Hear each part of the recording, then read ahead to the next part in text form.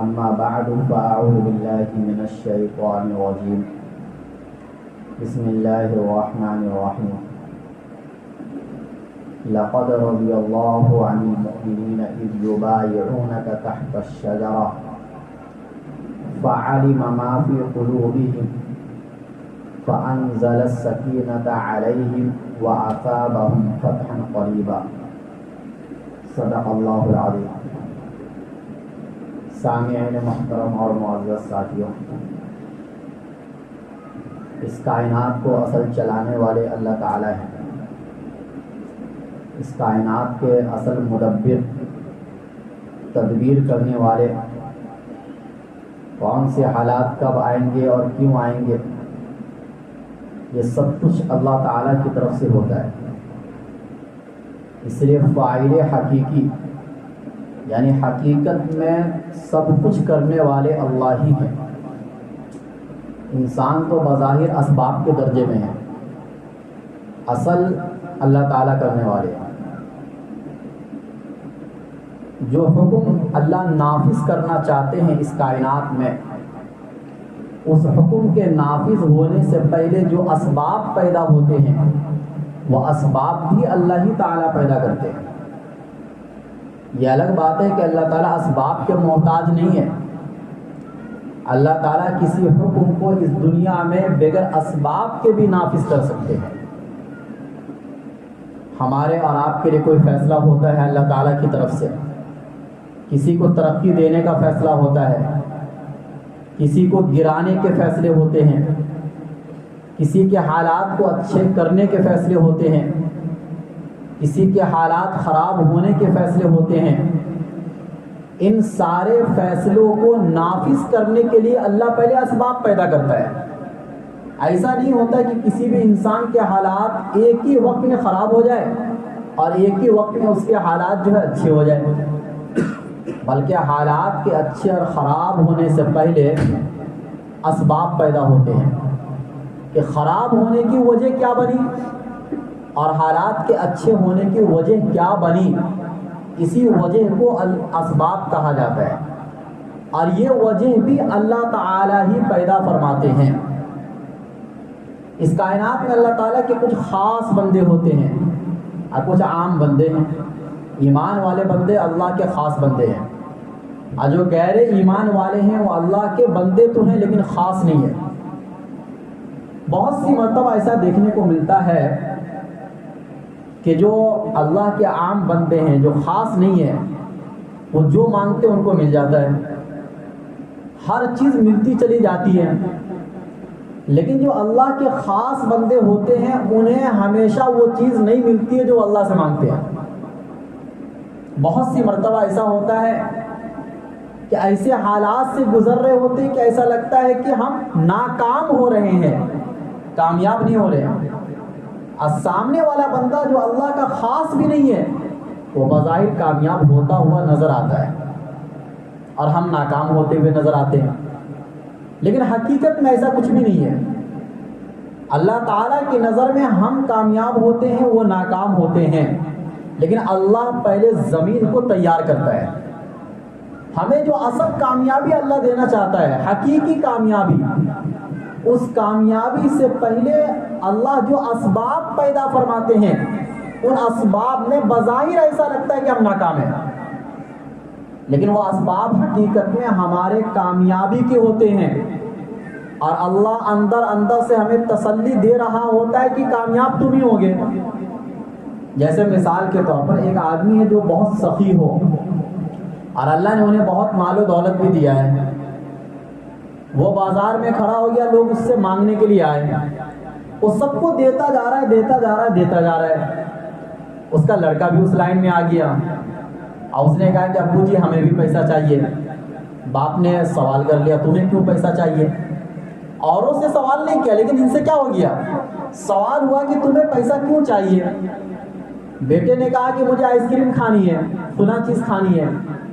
باپ نے کہا تمہیں نہیں دوں گا میں، لیکن سب کو وہ دیتے چلا گیا۔ وہ سخی ہے، سخاوت میں مشہور ہے، اپنی سخاوت کا دروازہ اس نے ان لوگوں کے لیے کھول دیا جو اس کے بیٹے نہیں تھے، لیکن جو اس کا خاص بیٹا تھا اس کو وہ نہیں دیا۔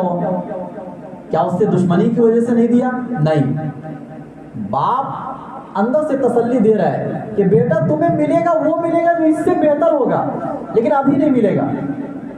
میں نے جو ان لوگوں کو دیا ہے تو یہ اس میں کامیاب ہو ناکام ہو میری اس سے کوئی پرواہ نہیں ہے۔ ان پیسوں کا صحیح استعمال بھی کر سکتے، غلط استعمال بھی کر سکتے ہیں، ان کو جانے دو، لیکن تمہیں جب میں دوں گا تو اسی وقت دوں گا جب کامیابی مجھے نظر آئے گی۔ جن چیزوں میں تم استعمال کرو گے پیسوں کو، ان چیزوں کو پہلے میں دیکھوں گا کہ جہاں تم پیسہ لگانے جا رہے ہو یہ تمہاری صحت کے اعتبار سے صحیح ہے غلط ہے، تمہارے آگے کے اعتبار سے مستقبل کے اعتبار سے صحیح ہے غلط ہے۔ ان تمام چیزوں کو دیکھنے کے بعد میں تم کو پیسہ دوں گا، اور اچھا دوں گا، زیادہ دوں گا۔ اللہ یہی سمجھانا چاہ رہے ہیں کہ جو میرے خاص بندے ہوتے ہیں ان کو میں تھوڑا روک لیتا ہوں اور وہ چیزیں نہیں دیتا جو وہ مانگ رہا ہوتا ہے، کیونکہ جو چیز وہ مانگ رہا ہے اس کے نقصان کی چیز ہے، لیکن اسے معلوم نہیں ہے، مجھے معلوم ہے۔ اور جو میرا خاص بندہ نہیں ہے وہ جو بھی مانگتا ہے میں اسے دے دیتا ہوں، کیونکہ میں اسے کامیاب ہوتا ہوا دیکھنا نہیں چاہتا، اور میں تم کو کامیاب ہوتا ہوا دیکھنا چاہتا ہوں، اس لیے تمہاری مانگی ہوئی ہر چیز میں تمہیں نہیں دیتا ہوں، بلکہ ایک وقت کے بعد اس سے بہتر دیتا ہوں جو تم مانگ رہے ہوتے ہیں۔ یہ قرآن کریم کی وہ آیت جس کی میں نے تلاوت کی ہے، اس آیت کا یہ نتیجہ اور سبق ہے، اور جس میں ہماری تربیت کا بہت بڑا سامان ہے کہ بہت سی مرتبہ ہم مایوس ہونے لگتے ہیں اور اللہ تعالیٰ سے جو چیز ہم مانگتے ہیں وہ چیزیں نہیں ملتی ہے۔ اللہ ان آیتوں میں ہمیں یہ سمجھانا چاہ رہا ہے کہ اسی لیے نہیں ملتی کہ وہ تمہارے فائدے کے لیے ابھی تھا ہی نہیں، ابھی اگر وہ چیز مل جاتی تو تم ضرور بعد میں بولتے کہ یہ نہ ملتا تو اچھا ہوتا۔ بہت سی مرتبہ انسان کسی چیز کو حاصل کرنے کی بہت کوشش کرتا ہے، لیکن جب وہ چیز مل جاتی ہے تو پھر افسوس کرتا ہے کہ بھائی یہ چیزیں نہیں ملتی تو یہ زیادہ اچھا ہوتا۔ بہت سی مرتبہ شادی بیاہ کے موقع پر ایسا ہوتا ہے کہ لڑکے عشق کے جنون میں پاگل ہو جاتے ہیں، انہیں یہ لگ رہا ہوتا ہے کہ یہ اگر مجھے مل گئی تو سمجھو ساری دنیا مل گئی، لیکن ملنے کے بعد سمجھ میں آتا ہے کہ یہ نہ ملتی تو زیادہ اچھا ہوتا۔ تو ایسے ہر چیز میں، بہت سے کاروبار میں بھی ایسا ہوتا ہے کہ کوئی کاروبار انسان کرنے کی کوشش کرتا ہے، اسے یہ لگ رہا ہوتا ہے کہ اگر یہ کاروبار تھوڑے دنوں تک چلا تو میں بہت کامیاب ہو جاؤں گا، لیکن ایسا ہوتا نہیں ہے۔ عام طور سے بہت سی مرتبہ ان دکانوں کو بند بھی کرنا پڑتا ہے جن کو ہم کھول کر یہ خوش ہو رہے تھے کہ ہم بہت آگے بڑھ جائیں گے۔ کیوں؟ وقتی طور پر ہمیں فائدہ سمجھ میں آتا ہے، لیکن نتیجے کے اعتبار سے وہ چیزیں اچھی نہیں ہوتی ہے۔ اس لیے اپنے فیصلے کو اللہ پر چھوڑ دو، اللہ جو فیصلہ کرے گا وہ بہتر ہوگا، ہم اور آپ جو فیصلہ کریں گے وہ ہمارے لیے بہتر نہیں ہو سکتا ہے۔ اور سامنے والا بندہ جو کامیاب ہو رہا ہے ہر چیز میں، اللہ نے ان کو چھوڑ دیا ہے۔ اللہ تعالیٰ نے ان کے بارے میں یہ نہیں سوچا کہ ان کو میں وہی چیز دوں گا جس میں ان کی کامیابی ہو، حقیقی کامیابی، بلکہ اللہ نے کہا کہ ٹھیک ہے اگر یہ لے رہے تو لینے دو، ان کے لیے دنیا آخرت تو ان کے لیے ہے بھی نہیں۔ اب دیکھو مدینے کے جو حالات تھے اس زمانے میں، اللہ کے نبی صلی اللہ علیہ وسلم کے جو ان واقعات میں اللہ نے جو واقعہ کھینچا ہے، نبی صلی اللہ علیہ وسلم کے ایک واقعے کی طرف اشارہ کیا گیا کہ مدینہ منورہ کے اندر 3-4 سال بھی گزرنے کے بعد دشمنی ختم نہیں ہوئی، غیروں کی طرف سے دشمنیاں بڑھتے جا رہی تھی، اور مسلمان چاروں طرف سے گھرے ہوئے تھے۔ جیسے ہمارے زبان میں، ہمارے منہ میں زبان ہوتے ہیں اور چاروں طرف دانت ہوتے ہیں، اسی طریقے سے چاروں طرف سے دشمن موجود تھے۔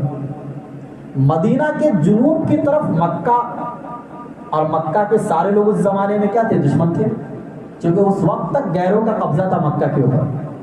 اور مدینہ کے شمال کی طرف خیبر تھا، اور مدینہ سے جتنے بھی یہودی نکل رہے تھے وہ سارے کہاں جا کے آباد ہو رہے تھے؟ خیبر میں جا کے آباد ہو رہے تھے۔ اور خیبر اس زمانے کا اسرائیل بن چکا تھا، وہ لوگ مال اور جائیداد میں بہت آگے بڑھتے جا رہے تھے۔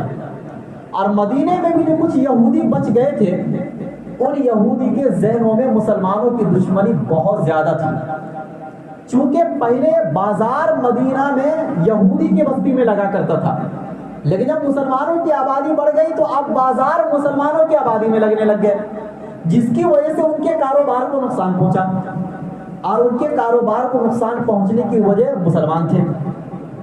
اور مسلمانوں سے اللہ کے نبی صلی اللہ علیہ وسلم نے فرمایا کہ تم دوسروں پر منحصر مت رہو، اپنا کاروبار کرو، اپنی تجارت زیارت کرو. لہذا مسلمان اس لائن میں بھی آگے بڑھے اور وہ آہستہ آہستہ یہودیوں سے کٹتے چلے گئے. اور دوسری وجہ یہ بھی تھی کہ یہودی مسلمان اس زمانے کے جو لوگ تھے، جو کافر لوگ تھے، ان کو آپس میں لڑاتے تھے اور ہتھیار بیچا کرتے تھے، جس کی وجہ سے ان کی ترقی ہو رہی تھی. اسلام کے آنے کے بعد یہ جنگیں رک گئی اور آپس کی لڑائیاں خون خرابے ختم ہو گئے، جس کی بنیاد پر ان کے ہتھیار بکنے بھی بند ہو گئے. یہ دشمنی کا سبب بنا اور ان کے غلط کرتوتوں کی وجہ سے ان کو مدینے سے بھگایا گیا. یہ سارے یہودی خیبر میں جا کر آباد ہو گئے اور وہاں سے نئے نئے شوچے جو ہے چھوڑتے رہتے تھے، لوگ فتنے پھیلاتے رہتے تھے. کبھی کافروں کو بھڑکا، خود میدان میں نہیں آتے تھے، کبھی دوسرے قبیلوں کو بھڑکاتے تھے، کبھی مدینے کے آزو بازو میں جو دوسرے قبیلے تھے ان کو کہتے تھے تم مسلمانوں سے لڑو، کبھی مکہ کے لوگوں کو بھڑکاتے تھے. اور ان کے بھڑکانے کی وجہ سے غزوہ بدر، غزوہ احد اور غزوہ خندق جو ہے، یہ تینوں غزوات یہودیوں کے بھڑکانے کی وجہ سے ہوئے. یہودی پیچھے سے تھے.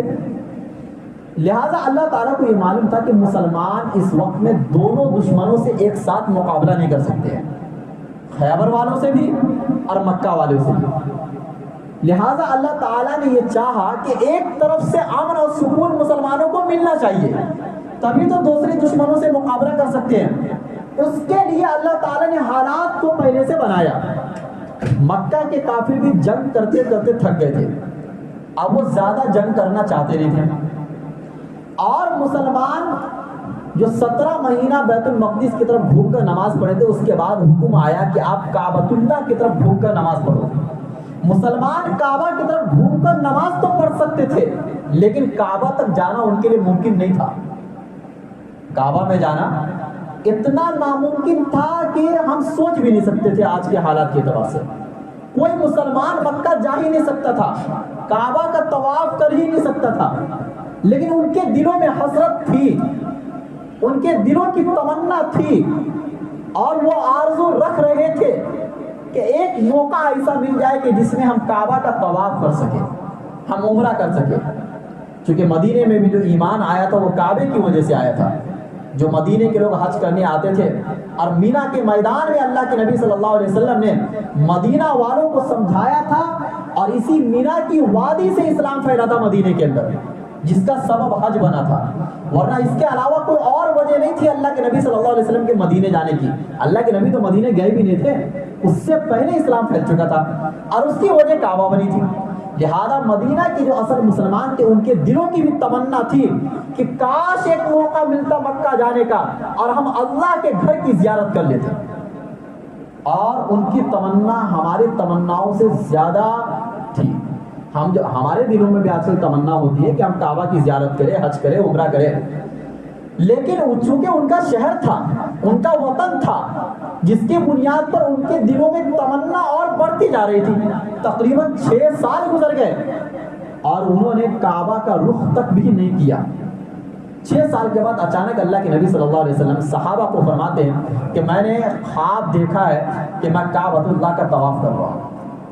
اور مسلمانوں کو معلوم تھا کہ نبی کا جو خواب ہوتا ہے وہ سچا ہوتا ہے، وحی کے درجے میں ہوتا ہے، یقینی ہوتا ہے 100%. صحابہ بہت خوش ہو گئے، ان کے دلوں کی آرزو پوری ہو رہی تھی، تمنا پوری ہو رہی تھی. خوشی خوشی سارے لوگوں نے احرام کے کپڑے خریدے اور احرام باندھ دیا.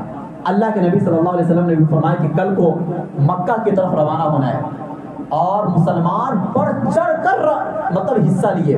1400 مسلمان تیار ہو گئے اور اس وقت میں 1400 مسلمانوں کی تعداد بہت زیادہ تھی. اس وقت کے اعتبار سے جو حالات تھے آپ اندازہ لگا لیجئے. غزوہ بدر میں 313، غزوہ احد کے اندر 700 مسلمان، 300 منافقین الگ ہو گئے تھے، اور غزوہ خندق میں 1000 تک قریب. تو سوچو اس وقت کے غزوات میں صرف 1000 تک لوگ شریک ہو رہے ہیں اور جب مکہ جانے کی باری ہوئی ہے تو 1400 مسلمان تیار ہو گئے اور یہ اس وقت کی بہت بڑی آبادی تھی. سارے مسلمان تیار ہو گئے. اللہ کے نبی نے فرمایا کہ ہتھیار لے کر نہیں جانا ہے کیونکہ ہمارا مقصد صرف طواف کرنا ہے، عمرہ کرنا ہے. لیکن کچھ مسلمانوں نے مشورہ دیا کہ اگر ہم یوں ہی چلے گئے اور سامنے والے اگر ہم سے مقابلے پر آ گئے تو ہم کیا جواب دیں گے؟ ہم تو خالی ہاتھ رہیں گے. اس لیے کچھ نہ کچھ لے کے جانا چاہیے, اگرچہ بہت زیادہ نہیں لے کے جانا چاہیے لیکن کچھ نہ کچھ لے کے جانا چاہیے. لہذا مسلمان اللہ کے نبی تیار ہو گئے, فرمائے کہ تھوڑا بہت لے کر چلو ہتھیار, اور سارے صحابہ جانور بھی اپنے ساتھ لے لیے. یہ اس زمانے کی پہچان تھی کہ اگر کوئی جانور کے ساتھ مکہ کی طرف جا رہا ہے تو یقینی علامت اور پہچان تھی کہ یہ آدمی صرف طواف کرنے جا رہا ہے, یہ آدمی صرف عمرہ کرنے جا رہا ہے. تو اللہ کے نبی صلی اللہ علیہ وسلم اپنے ساتھ اور صحابہ کرام اپنے ساتھ وہ جانور بھی لے لیے تاکہ مکہ والوں کو یہ پتہ چلے کہ ہم ان سے مقابلے کے لیے نہیں آ رہے ہیں. چنانچہ یہ لمبا سفر طے ہوا اور حدیبیہ کے مقام پر آ کر ٹھہر گئے, اور حدیبیہ کا جو مقام تھا وہ حدود حرم سے باہر تھا. چنانچہ وہاں سے حضرت عثمان غنی رضی اللہ تعالیٰ عنہ کو اللہ کے نبی نے بھیجا کہ لمبا واقعہ پورا واقعہ بتانا مقصد نہیں ہے. حضرت عثمان غنی رضی اللہ تعالیٰ عنہ نے اجازت لینے کے لیے گئے تھے کہ ہمیں اجازت دی جائے کہ ہم کعبے کا طواف کر سکیں, لیکن مسلمانوں نے کافروں نے اجازت نہیں دی, اور یہ کہا کہ آپ اگر کرنا چاہو تو کر سکتے ہو لیکن سارے مسلمانوں کی اجازت نہیں ہے. حضرت عثمان غنی نے کہا کہ یہ نہیں ہو سکتا کہ اللہ کے نبی نہ آئے اور میں ان کے بغیر طواف کر لوں. یہ تھی وفاداری.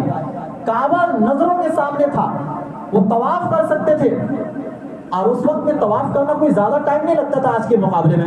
آج تو بھیڑ بھاڑ کی وجہ سے زیادہ ٹائم لگتا ہے. اس وقت میں 7 چکر لگانا جتنا آج ٹائم لگتا ہے وہ 10 منٹ کا کام تھا اس زمانے میں. 10 منٹ میں طواف کر کے وہ آ جاتے, لیکن فرمایا نہیں, نبی کے بغیر یہ کام نہیں کر سکتا میں. چنانچہ اللہ کے نبی صلی اللہ علیہ وسلم تک یہ خبر پہنچی کہ حضرت عثمان غنی رضی اللہ تعالیٰ عنہ کو شہید کر دیا گیا. یہ پروپیگنڈا پھیلایا گیا تاکہ مسلمانوں کو آزمایا جائے کہ یہ کیا کر سکتے ہیں. اور 50 لوگوں کو, 50 کافروں کو ان لوگوں نے بھیجا مقابلہ کرنے کے لیے, حملہ کرنے کے لیے کہ مسلمانوں پر حملہ کر دو, چونکہ وہ بغیر ہتھیار کیا ہے, ان کے پاس زیادہ ہتھیار نہیں ہے, اور وہ سب احرام کی حالت میں ہیں. احرام کی حالت میں لڑنا دشوار ہے. ایک ایسا لباس پہن کر لڑنا جو سلا ہوا نہ ہو, ظاہر سی بات ہے آدمی اس میں نہ زیادہ دوڑ سکتا ہے نہ بھاگ سکتا ہے. تو یہ کافروں کی سازش, ہر زمانے میں ایسی سازشیں ہوتی رہی ہے مسلمانوں کے خلاف. اس زمانے میں بھی سازش ہوئی, لیکن اتفاق ایسا ہوا کہ ان 50 کو مسلمانوں نے قید کر لیا. اب اس زمانے کے لا اور قانون کے اعتبار سے ان 50 کو سزائے موت ہونی چاہیے تھی, چونکہ جب ہم لڑنے کے لیے نہیں آئے تو تم لڑنے کے لیے کیوں آئے ہو, اور ہم نے تم کو قید کر لیا, اور قیدی کی سزا سزائے موت ہوتی ہے. آج بھی وہی ہے, پہلے زمانے میں بھی وہی تھا. لیکن اللہ کے نبی صلی اللہ علیہ وسلم نے اللہ کے حکم سے فرمایا کہ ان 50 کو چھوڑ دو, ہم ان سے مقابلہ کرنے کے لیے نہیں آئے, ہم تو طواف کرنے کے لیے آئے ہیں. اور چھوڑنے کے بعد یہ فرمایا کہ حضرت عثمان غنی کو جو شہید کیا گیا جو کہ جھوٹی خبر تھی, فرمایا کہ سب لوگ بیعت کرو, اور تمام صحابہ نے موت پر بیعت کی, اور فرمایا کہ عثمان غنی کی شہادت کی وجہ سے اب ہم مقابلہ کیے بغیر نہیں جائیں گے, ہم مقابلہ کر کے جائیں گے. لیکن یہ خبر جھوٹی تھی. بیعت کے بعد یہ پتہ چلا کہ حضرت عثمان غنی سامنے سے آ رہے تھے, لیکن صحابہ کے دلوں کا امتحان تو ہو گیا نا. اللہ تعالیٰ سے بھی امتحان لینا چاہ رہے تھے, ان کے دلوں کا امتحان ہو گیا کہ وہ موت پر تیار ہو گئے, وہ اپنی جان دینے کے لیے تیار ہو گئے اللہ کے نبی صلی اللہ علیہ وسلم کے حکم پر. صرف یہ ان کے دلوں کا امتحان لینا تھا. اللہ کس طریقے سے امتحان لیتا ہے ہم اور آپ نہیں سمجھ سکتے. اللہ نے اس طریقے سے وہاں پہ امتحان لیا, سارے مسلمانوں کو کامیاب بنا دیا. کامیابی کے بعد اب اللہ کا فیصلہ آئے گا. چنانچہ اللہ تعالیٰ نے حکم دیا اللہ کے نبی سے کہ جتنے بھی شرائط صلح کے ہو رہے ہیں ان سارے شرائط کو تم مانتے چلے جاؤ, اگرچہ وہ شرائط تمہارے خلاف ہے کہ ہمارا کوئی آدمی اگر مکہ میں آئے گا تو ان کو واپس مدینہ نہیں بھیجا جائے گا, لیکن اگر مکہ کا کوئی آدمی مدینہ چلا جائے گا تو ان کو واپس بھیجنا ضروری ہے اگرچہ مسلمان بن کر آئے. یہ شرائط ایسے تھے جن کو صحابہ ماننے کے لیے تیار نہیں تھے, لیکن اللہ کا حکم تھا, نبی صلی اللہ علیہ وسلم کا فیصلہ تھا, اس لیے وہ لوگ ماننے کے لیے تیار ہو گئے. لیکن یہ شرائط خلاف تھے, مسلمانوں کے خلاف تھے, لیکن اس میں حکمت تھی. جب یہ شرائط مکمل ہونے کے بعد یہ فیصلہ کیا گیا کہ تم اگلے سال آ سکتے ہو 3 دن کے لیے مکہ میں عمرہ کرنے کے لیے, اس سال آپ کو اجازت نہیں ملے گی. لہذا سارے مسلمان واپس چلے گئے مایوس ہو کر, لیکن بظاہر تو ایسا لگ رہا تھا کہ یہ مسلمانوں کی شکست تھی, لیکن حقیقت میں اللہ تعالیٰ یہ فیصلہ کر چکے تھے کہ یہ شکست تمہاری فتح کا سبب بنے گا. اور کافر یہ دندنا رہے تھے کہ ہم تو جیت گئے, لیکن اللہ تعالیٰ کیا کر رہے تھے, میدان کیسے تیار کیے. کافروں کی طرف سے صلح ہو گیا, اس طرف سے اطمینان ہو گیا. اب مدینہ آنے کے بعد اللہ تعالیٰ نے مسلمانوں سے کہا کہ خیبر والوں سے تم مقابلہ کرو. کیونکہ دو دشمن سے ایک ساتھ لڑنا آسان نہیں تھا. ایک دشمن کو اللہ تعالیٰ نے بیٹھا دیا صلح کرا کے, اس والے کو آپ تم مطمئن ادھر سے مطمئن ہو جاؤ, اب شمال کی طرف جاؤ جو کہ خیبر تھا اس طرف, ان سے مقابلہ کرو. مقابلہ کرنے کے نتیجے میں مسلمانوں کو جیت ملی, بہت سارا مال غنیمت ملا, اور بھی دوسرے جو قبائل تھے ان سے بھی مقابلہ ہوا اور ان سے بھی بہت سارا مال غنیمت ملا, جس کا نتیجہ یہ ہوا کہ مسلمان جو فقر و فاقہ کی زندگی گزار رہے تھے وہ فقر و فاقہ دور ہو گیا. چونکہ یہودی بہت مالدار لوگ تھے, ان کا پورا مال اور جائیداد اور زمین سب کن کے قبضے میں آ گئی, مسلمانوں کے قبضے میں آ گئے. خیبر فتح ہو گیا. اب جب خیبر فتح ہو گیا, اب یہ دشمن سے بھی ہم مطمئن ہو گئے, اب ادھر کا بھی ٹینشن ختم. اللہ تعالیٰ کے علم میں تھا کہ یہ کافر معاہدہ توڑیں گے. اب مسلمان پہلی پوزیشن میں نہیں تھے بلکہ مضبوط ہو چکے تھے, اور یہودیوں کا بھی فتنہ کیا ہو چکا تھا, ختم ہو چکا تھا. اب جیسے ہی مکہ کے کافروں نے وعدے کو توڑا, معاہدے کو توڑا, اللہ تعالیٰ نے مسلمانوں کو حکم دیا کہ ایک بڑا لشکر لے کر تم جاؤ, مکہ تمہارے قبضے میں ہے. لہٰذا اللہ تعالیٰ نے اس طریقے سے زمین کو تیار کی, اور تیار کرنے کے بعد وہ مکہ جہاں سے نکالا گیا تھا اللہ تعالیٰ نے 7 سال کے بعد وہ مکہ ان کے قبضوں میں ڈال دیا. اور اللہ یہ چاہتے تھے کہ مکہ بغیر جنگ کے فتح ہو, چونکہ مکہ حدود حرم ہے, اور اللہ کے حرم میں جب سے وہ حرم بنا ہے آج تک کوئی بھی لڑائی مکہ کی اس سرزمین پر جس کو حدود حرم کہا جاتا ہے نہیں ہوئی ہے. اور اللہ نہیں چاہتے کہ قیامت تک اس جگہ پر کوئی لڑائی ہو اور کوئی فتنہ ہو. اللہ ایسی فتنوں کو پہلے ہی دور کر دیتے ہیں. تو اللہ تعالیٰ بغیر جنگ کے اس کو فتح کروانا چاہتے تھے, بغیر جنگ کے مکہ فتح ہو گیا. اس کے اندر اللہ سبق کیا دینا چاہتے ہیں کہ دیکھو جو تمہارا مقابلہ کافروں سے نہیں ہوا تو اس وجہ سے نہیں ہوا کہ تم بزدل تھے, تم لڑ نہیں سکتے تھے, بلکہ مکہ کے اندر بہت سے ایسے لوگ تھے جن کے دلوں میں ایمان آ چکا تھا, لیکن وہ کسی وجہ سے اپنے ایمان کو ظاہر نہیں کر پا رہے تھے.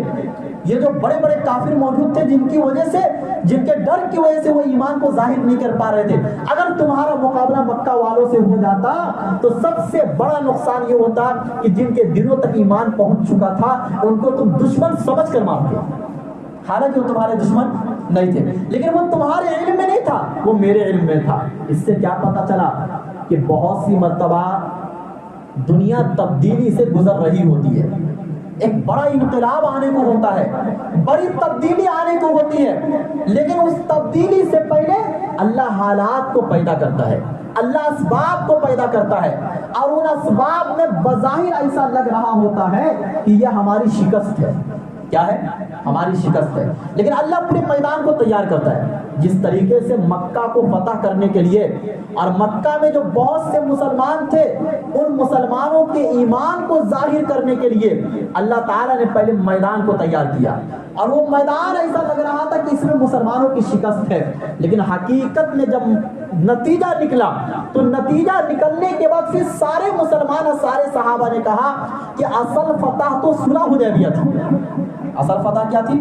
مطلب مکہ اصل فتح نہیں ہے, مکہ تو اس کا نتیجہ نکلا ہے صلح حدیبیہ کا. اصل فتح کیا تھی؟ جو ہم نے صلح کیا تھا دب کر اور حکمت کے ساتھ جو ہم نے صلح کیے تھے وہ صلح اصل فتح تھی. آج کے حالات بھی یہ بتا رہے ہیں کہ آج کے حالات میں بھی بہت سے لوگوں کے دلوں میں ایمان جا چکا ہے, اور بہت تیزی سے مسلمان اور اسلام پھیلتا جا رہا ہے, اور اللہ تعالیٰ حالات کو پیدا کر رہے ہیں, میدان پہلے سے بنا رہے ہیں, اور ان میدان کو بنانے سے پہلے اللہ ظاہر سی بات ہے کہ ہمارے اوپر حالات آئیں گے, چونکہ ہمارے اعمال بھی اچھے نہیں ہیں جس کی بنیاد پر بھی حالات آئیں گے, اور چونکہ اچھے حالات کے آنے سے پہلے جو اللہ میدان تیار کرتا ہے اس میدان میں بھی ہمیں یہ لگتا ہے کہ ہم ہار رہے ہیں, لیکن حقیقت میں جو نتیجہ نکلے گا وہ نتیجہ مسلمانوں کے قبضے میں آئے گا. ابھی آج ہی کی خبر ہے کہ اسلام تیزی سے کیوں پھیل رہا ہے. اس کی سب سے بڑی وجہ کیا ہے؟ اس کی سب سے بڑی وجہ یہ کہ اسلام کے خلاف جو غلط پروپیگنڈا ہو رہا ہے یہ پروپیگنڈا ہی اسلام کے پھیلنے کا ذریعہ بن رہا ہے. کیوں بن رہا ہے؟ آپ یہ بتاتے ہیں کہ دیکھو اسلام میں ظلم ہے, اسلام میں دہشت گردی ہے, اسلام میں مار دھار ہے, قتل و غارت گری ہے, اسلام پھیلا اس کی وجہ سے اس کی وجہ سے, جس کا نتیجہ یہ ہوتا ہے کہ جو غیر مسلم ہوتے ہیں وہ پھر قرآن اٹھاتے ہیں اور مطالعہ کرنا شروع کر دیتے ہیں, وہ پڑھنا شروع کر دیتے ہیں, اسلام کو سمجھنے کی پھر وہ کوشش کرتے ہیں. اور جب وہ اسلام کو سمجھنے کی کوشش کرتے ہیں تو جتنے پروپیگنڈے ہوتے ہیں وہ سارے ان کے ذہنوں سے نکل جاتے ہیں. کیونکہ اسلام میں تو وہ ہے نہیں جو ان کو بتایا گیا تھا. اسلام میں تو یہ کہا گیا کہ ایک انسان کو قتل کرنا ساری انسانیت کو قتل کرنا ہے. ایک انسان کی زندگی بچانا سارے انسانیت کی زندگی بچانا ہے. اور رہا مسئلہ جو قتل و غارت گری کی بات ہوتی ہے، وہ تو ساری دنیا مانتی ہے کہ کوئی اگر آپ سے مقابلے کے لیے آئے، کوئی آپ کو چھیڑے تو ظاہر سی بات ہے اس کا جواب دینا ہے. تو یہ ڈیفینس میں لڑنا ہوتا ہے، لیکن اس کو اس طریقے سے بنا کر پیش کیا جاتا ہے کہ گویا کہ مسلمان ہی اصل دہشت گرد ہے، اور اس طریقے سے مسلمانوں کو بدنام کرنے کی کوشش کی جاتی ہے. اور ایسے ہتھ کنڈے اپناتے ہیں یہ لوگ کہ کہیں بھی کچھ بھی ہوتا ہے تو نام مسلمانوں کا لے لیا جاتا ہے، لیکن جب اس کے پیچھے کی حقیقت کو دیکھا جاتا ہے تو پھر اس کے بعد یہ پتہ چلتا ہے کہ مسلمان اس میں ملوث نہیں ہے. اور یہ دنیا میں یہ کام بہت تیزی سے ہوتا ہے، اور جتنی تیزی سے یہ کام ہو رہا ہے اتنی تیزی سے اسلام پھیل رہا ہے، اتنی تیزی سے اسلام پھیل رہا ہے. دیکھو، اسلام کے پھیلانے کی ذمہ داری اور اسلام کی حفاظت کی ذمہ داری اللہ نے لی ہے. یہ ذمہ داری اللہ نے مسلمانوں کے حوالے نہیں کی ہے کہ تم اگر حفاظت کرو گے جبھی اسلام زندہ رہے گا، تم اگر حفاظت کرنا چھوڑ دو گے تو اسلام مٹ جائے گا. ایسی کوئی بات نہیں ہے، بلکہ ہم اگر اسلام کی حفاظت کریں گے تو ہمیں عزت ملے گی. اسلام کو عزت ہماری وجہ سے نہیں ملے گی، اسلام کی عزت تو اللہ دے چکا ہے، اور اللہ نے یہ ذمہ داری لی ہے کہ میں ہمیشہ اسلام کی حفاظت کروں گا. تو بہت سی مرتبہ جو حالات ہمارے مخالف ہوتے ہیں، ہمارے خلاف ہوتے ہیں، حقیقت میں وہ ہمارے خلاف نہیں ہوتے ہیں. اللہ انہی حالات میں اچھے اسباب کو پیدا کر کے دکھلا دیتا ہے، اور وہی حالات انقلاب کا ذریعہ اور انقلاب کا سبب بن جاتا ہے، اور وہی حالات بعد میں چل کر اسلام کے پھیلنے کا ذریعہ بن جاتا ہے. تو آج بھی بہت سے لوگوں میں اسلام کی محبت ہے، مسلمانوں کی محبت ہے، لیکن وہ کسی وجہ سے اسلام کو ظاہر نہیں کر پاتے ہیں. اور جو بھی آدمی مسلمان بنتا ہے وہ اسلام کے اچھے مذہب ہونے کی بنیاد پر مسلمان بنتا ہے، برخلاف دوسرے مذاہب کے کہ اگر ان مذاہب میں کوئی جاتا ہے تو اچھا ہونے کی وجہ سے نہیں جاتا ہے، بلکہ دنیاوی مفاد کی وجہ سے جاتا ہے، دنیاوی لالچ کی وجہ سے جاتا ہے. لیکن اسلام میں جو آتا ہے وہ اس وجہ سے نہیں آتا ہے کہ ان کو دنیاوی مفاد ہوں گے، بلکہ اسلام میں آنے کے بعد انہیں یہ تو ڈر ہوتا ہے کہ کہیں میرے حالات اور خراب نہ ہو جائے، اور ہوتے بھی ہیں کیونکہ سارے لوگ ان کو چھوڑ دیتے ہیں. دنیا میں آزادی کا نعرہ تو لگایا جاتا ہے، لیکن دنیا میں آزادی کا مطلب یہ ہے کہ آپ اسلام چھوڑ کر جتنے بھی مذاہب ہیں سب کو قبول کر سکتے ہو، آپ کو کوئی روک ٹوک نہیں ہے، لیکن آپ اسلام اگر قبول کرو گے تو آپ کو روکا جائے گا. یہ آزادی کا مطلب آج کے زمانے میں کہ اسلام پر اگر کوئی عمل کرنا چاہے گا تو اس کو عمل نہیں کرنے دیا جائے گا، لیکن اگر کوئی بے لباس گھومنا چاہے کوئی تو اس کو گھومنے کی اجازت ملے گی، یہ کہہ کر کہ یہ کہا جائے گا بھائی یہ آزادی ہے. تو آزادی کا مطلب ان کا اپنا ہے، اور اپنا مطلب نکالتے اپنا قانون بناتے. اللہ تعالی ہم سب کو اسلام سمجھنے کی توفیق نصیب فرمائے. وآخر دعوانا